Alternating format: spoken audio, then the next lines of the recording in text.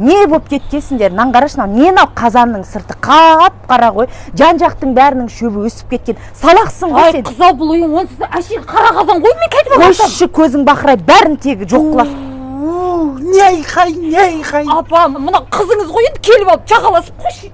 Ей, кім Жұлдыз? Не апа, не Жұлдызай дейсің сен? Не келіннен қорыққаның не? Кезінде сен де бәйбіше болдың ғой. Ана полкыңдан ал, киімдерің бұзау шайнағандай жатыр. Мәсің жоқ аяғында, қайда? 40-шы мәсіні, 44-ші размері жоқ. Кім, Дариға жаным-ау, сен келіп кететін адамсың, бұл үйде тұрмайсың. Мен анаумен тұрам ғой, мынаның астына мені отын қылып жаңады ғой. Қойшы апа. Алло. Не болды бойжеткен қыз? Иә?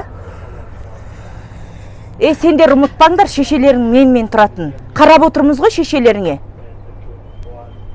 Кім? Қайынсіңілім жолыны звондайды маған. Шешелеріне қарап отырмын ғой солардың. Сен келін болсаң инабат.